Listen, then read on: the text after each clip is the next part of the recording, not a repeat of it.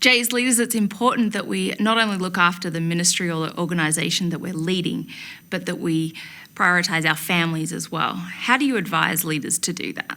Yeah, honestly, it's a great question.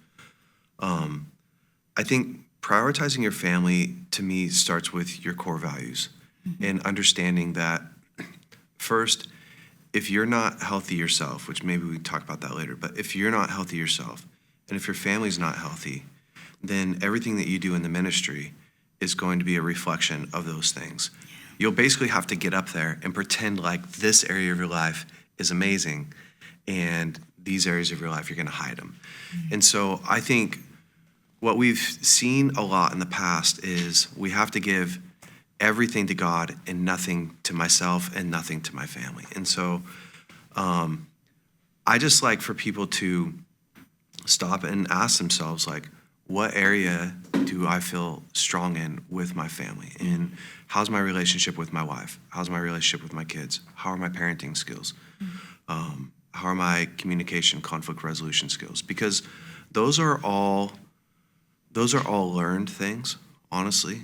Raising a healthy family, some people will do it naturally just because that they're more wired relationally.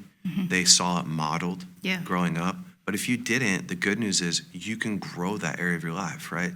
So I spent lots and lots of years listening to Danny Silk talk about parenting. And in a whole season of my life, I would put my kids to bed, put headphones in, listen to Loving Your Kids on Purpose when it first came out. And I would take notes, and I would take notes from notes. So I would take notes on the whole, what I was listening to, and then I'd go back and say, okay, what is it that I need today to learn, right? And that became a place of empowerment for me. And same with my marriage, Lauren and I do so much with married couples now, and I'm seeing more and more and more and more that your marriage is a reflection of your tool set. So obviously it's a reflection of your past, right? It's you plus your spouse put together. It's just a big math equation. And what tools do you have? What baggage are you carrying? How do you see yourself? How do you see one another? It's all that mixed together. But in order to navigate a healthy marriage, you're just talking about, can you do conflict resolution well? Can you connect emotionally really well? Do you have the skill set to listen to your wife or your husband when they're not doing well? And you start to go through and give people tools or learn tools yourself. And then that becomes a massive part of your ministry. So our ministry is always supposed to be an overflow of what we do in our life. Our ministry is not supposed to be, the main thing in my life, and then my marriage is just my overflow. So I look at it, to me, and this is what I saw my dad model for me, is I watched my dad really minister to us kids and to my mom. And that was it was his first ministry. Obviously, it's ministry to God, but that was his main thing. And one thing that God told my dad when my dad was young is that you'll never outgrow your ministry to your family. And that was a gift. Good. Yeah, that was a massive gift for my dad, because that really helped him to prioritize that. Because we don't see that. You don't hardly see that. And so that set him up for success, and that's what was modeled for me. And so I think when we talk about prioritizing ministry, I think it's understanding that ministry isn't, prioritizing your family. Your family isn't second to your ministry. You were first called to your family. You're first called to be a great husband, to be a great leader at home, be a great father. And everything else flows from that. Your wife is going to support your ministry, not your ministry, your wife. Your kids are going to support, your ministry. And if you do a great job, it will be an incredible support. They'll never feel second to that. Yeah. So those are, just as a man, as a husband, as a leader, that's how I look at it first. In leading Braveco or in leading Bethel Church, is if my family's not doing well, that's my priority. Yeah, that's excellent. It's great. refocusing and reprioritizing what is important and redefining success even. And then getting the tool set. Yes. Because I think a lot of people just go, I'm not a good X, Y, or Z. Yeah. And realizing as a leader, almost anything that you're lacking in, you can upgrade.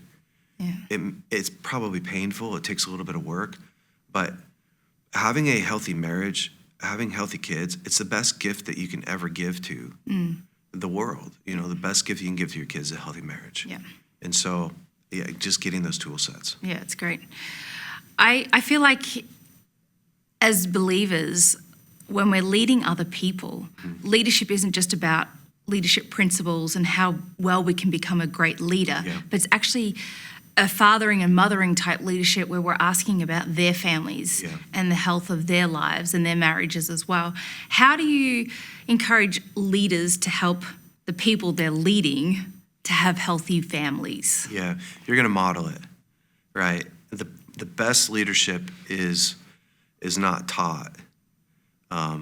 It's observed first.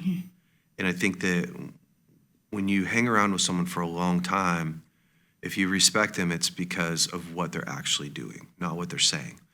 And so, again, I go back to watching my parents lead themselves and their marriage, and they did a great job at prioritizing themselves, you know, and prioritizing their lives and then pouring out from there. And I think our generation, even me, like growing up in the church, I've had a long time to watch different leaders and go, what makes this leader great? What's the failure in this area over here with this leader? And so I think when you are in charge of people, for starters, that's an incredible privilege that someone would want to follow you. They'd want to give so much permission that they want to emulate their life after you. To me, your responsibility as a leader is to be the same behind the scenes as you are in front of them. And so that's where Lauren and I have spent years and years and years working on our family, working on our marriage, not hiding the hard parts. Yeah. This last year, we've talked about it a ton. We had 2 years ago, my wife's mom died. Our daughter turned 3 years old, and she just went through a whole season of feeling so sensitive to putting on clothes, so sensitive to environmental changes. I was the only one that could put her to bed at night, only one that could get her out of bed in the mornings, very dysregulated.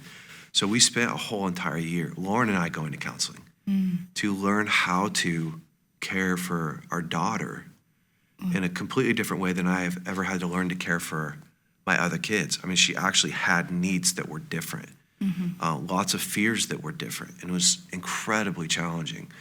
Those aren't anything that we hide from the people that we're leading, because leadership isn't about knowing everything. It's not like I know more than everybody else. Leadership is about being willing to take the first step, being willing to face our fears, being willing to show up every day. I don't know how to do everything perfect in my marriage.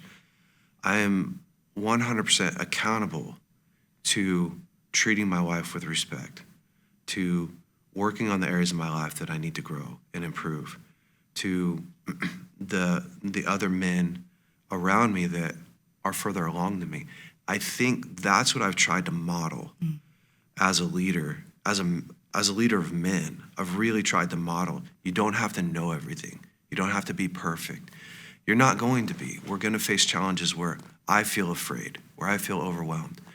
It's still my responsibility to show up and to face those and get help when I need it. And so I think when we're inspiring people who follow us to grow their life, we're doing it by showing our life and then inviting them into that process as well.